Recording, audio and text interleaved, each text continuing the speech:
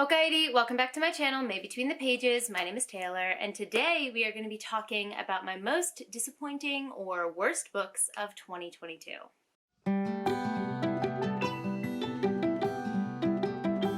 Everyone makes this book at the beginning of the year, talking about the previous year, and I am here for the tea, I'm here for the drama, let's do it. One thing that I do want to say before we get started, though, is a lot of these books fall under the disappointing label rather than the worst of label, because this year I read much less in general than I usually do. I only read 56 books, and that's about half of my usual. And then on top of that, I was quite picky with what I did pick up, so my average was a 4.2, which means I didn't read a lot of books that I didn't enjoy. There are probably 2 books on this list that would go in the worst of category, but the rest of them are going to fall pretty definitively under the most disappointing. I'm going to start first with the disappointing reads and then go to the worst book. So the first one that was the most disappointing for me was Holy Sister by Mark Lawrence, the third book in the Book of the Ancestor trilogy. Now, I bought this entire series before I even read the first book, Red Sister, because I've been told by many people, and I also felt as well, oh, this is everything that I love in fantasy. And on paper, it absolutely is. It's a bunch of assassin nuns in a school setting, like, sign me up. Absolutely yes. So I bought all 3 books in the trilogy and really hunted down the hardcover edition of Holy Sister, because they're, like, impossible to find in hardcover nowadays. And unfortunately, each successive book in the series decreased by 0.5 stars for me. So Red Sister started at 4 stars, Grey Sister was a 3.5, and Holy Sister ended up being a 3. A really interesting thing that I noticed about the series is they get thinner, actually, as you go through the series, rather than getting thicker, which tends to kind of be the pattern for adult fantasy. But I was kind of interested to see what that would mean for the storytelling of Lawrence here. And while I do think that the world building that was in here and the aspects that, Lawrence spent his time with in here were done really well, you can see the craft, there wasn't enough of it for me. And that left me kind of feeling unmoored in this world. I wasn't exactly sure what he was referring to when he referred to things that were off page, because I wasn't able to get a full picture. And for me as a reader, I just really like to be able to do that. Having a small scope for your world is fine, but for me, it referenced a larger scope that I wasn't able to grasp. And I just like to be able to do that when I'm reading a big adult fantasy. Also, my main critique of the first book was the way that the young female friendships were portrayed. I felt like it wasn't realistic. That's not how young girls actually make friends. And I didn't buy into those relationships. Unfortunately, those relationships kind of serve as linchpin points for big events in this book. And as I didn't buy into those relationships, it didn't have the payoff it was supposed to have. This is by no means a bad book, however. The fight scenes are phenomenal. Mark Lawrence has such a talent for those. They are so cinematic, it's like watching a movie when you read those. So what is in here is good. It just wasn't enough for me. I actually recently filmed, and it should be uploaded by now, my 2023 goals, and one of my goals is to read The Girl in the Stars, which is the kind of follow-up to this arc of this trilogy. I believe it takes place in the same world and does expand upon it. So I'm definitely going to give that book a try, because that might give me the more that I wanted from this book. But I can see why it is a beloved favorite of many people. It just didn't end up working for me. The next one that was a disappointment was Where the Drowned Girls Go. This is the, 8th? 7th? 8th? Editing Taylor will put it on the screen.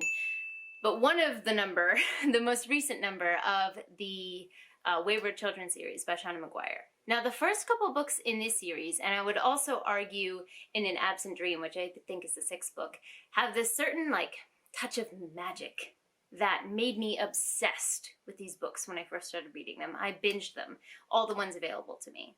And I think Down Among the Sticks and Bones is still my favorite, but the first 3, and then, like I said, in An Absent Dream, have that pinch, that magic fairy dust that is just, I don't know how to describe it, but it's this feeling you get when you read those books. They're so transportive.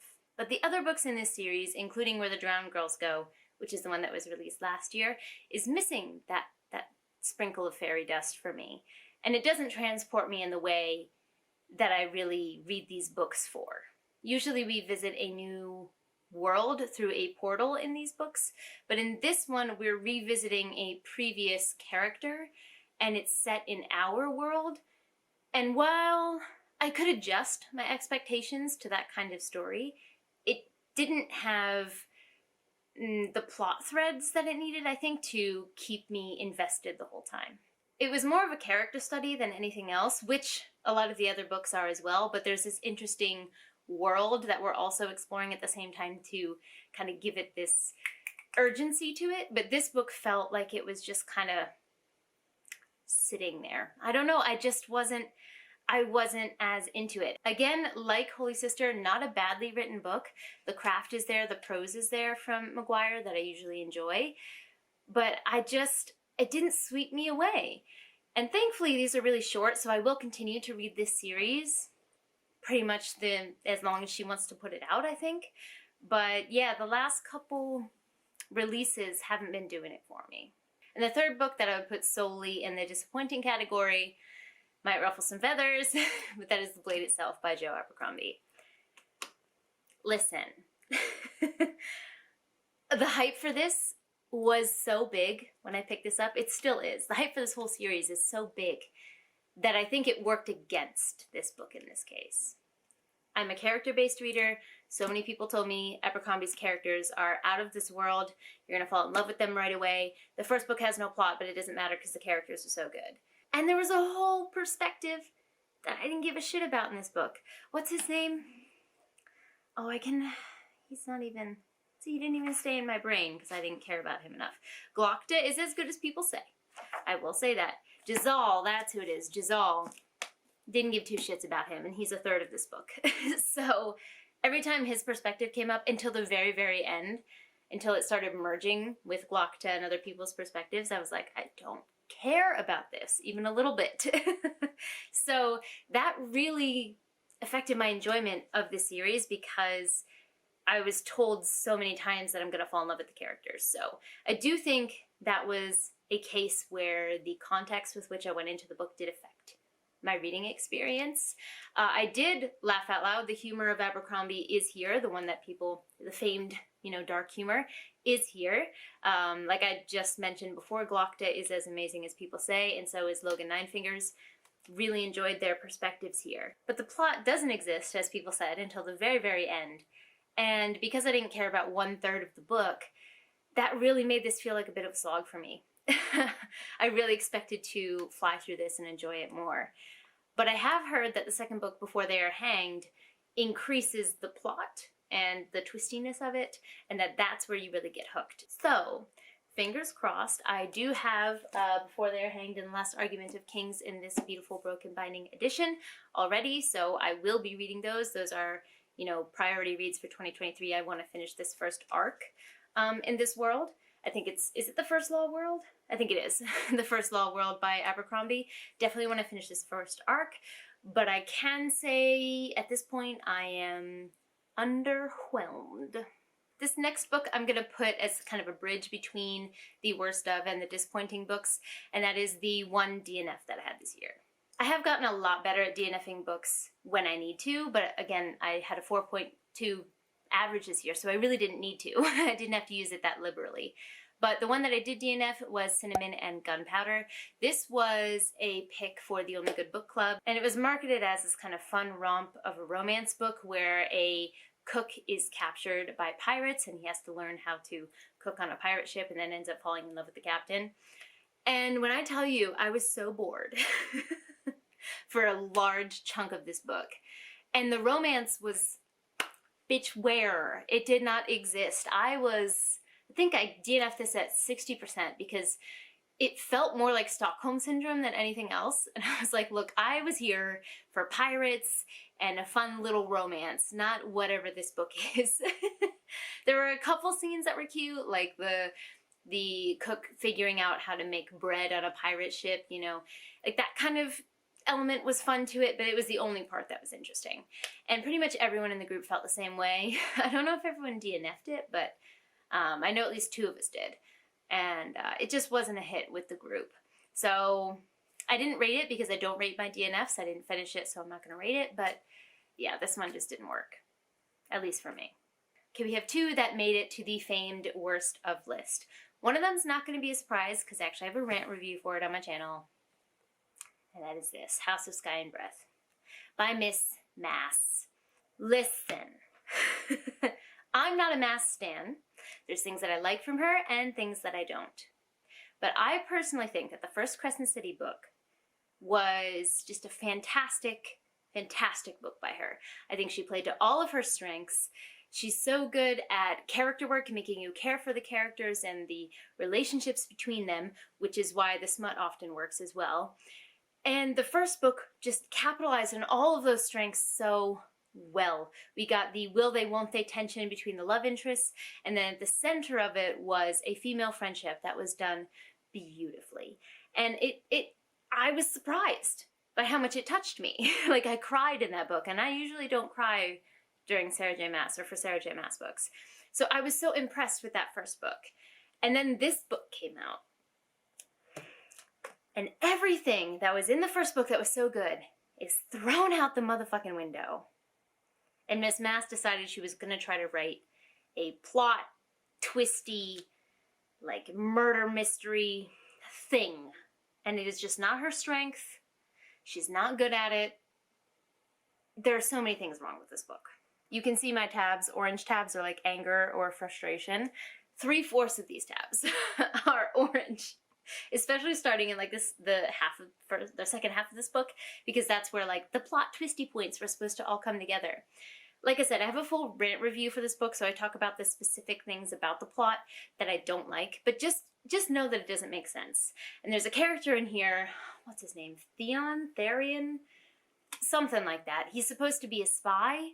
The worst spy I've ever seen in my entire life. He just goes around spilling secrets left and right, and clearly he's only doing this because Maas needs our characters to be involved in this plot that they have no right being involved in.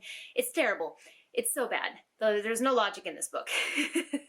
The one thing I will say, though, is the end of this book. You'll hear everyone talk about the end and like the bombshell that she drops at the end.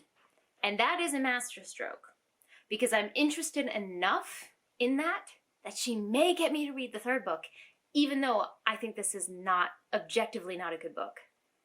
I'm interested enough in the drop at the end that she may get me to read the third one. She probably won't get me to buy the nice edition. I'm just gonna have the original Crescent City book, I think, that special edition, and just, you know, love that book as almost a standalone at this point. But I may pick it up, you know, through Libby or something like that after it comes out. But yeah, this book was just objectively not good in my opinion. Don't think the writing was good. The pacing was off. There was no logic, and all of the strengths that Maas usually plays to were thrown out the window, so we didn't even have that to depend on. So just a big no. If you want to hear more about it, go check out my rant review. I'll have it linked down below. And the last one that goes on here is the only book I've read off of the recommendations of TikTok. I don't have a TikTok, but I heard this book talked about a lot from people who are on TikTok, and it's a dark romance called Haunting Adeline. And I picked this up randomly because my pregnancy brain could not do, you know, bigger books, so I just needed something I could fly through, and I thought, oh, dark romance might be fun. I talked about this book in more detail in a wrap-up about it, but look, if you're just going to write transgressive dark romance, go for it. And this book is dark. It does have those transgressive dark romance aspects to it, but then the author tries to make up for it by making the main guy character, who is a stalker and murders people. He murders people because he wants to take down, like, child trafficking rings, and he's this amazing hacker and does this out of the goodness of his heart, but he's also legitimately a stalker and a terrifying person. He's just not a good person and very controlling. So if you're gonna have that, don't try to make me also like him and make, you know, his dark past, you know, his sad boy persona. Don't throw that in there. Just go for it if you're gonna go for it. So that really, really annoyed me.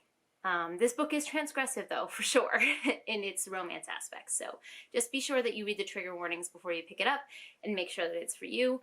But yeah, this book, and the writing was just, it was not the best. There would be passages where I was like, oh, that's actually pretty good writing, and then it would tank after that, and I found myself laughing out loud, like, did I just read those words? The writing and the quality was just inconsistent, and I wasn't a fan of the author trying to make me actually sympathize and care for this horrendous character. Again, I talk about it in a little more detail right after I read it in the wrap-up, so go check that out. I'll have that link down below. What about you? What were the worst or most disappointing books that you read this year? Do you disagree with mine?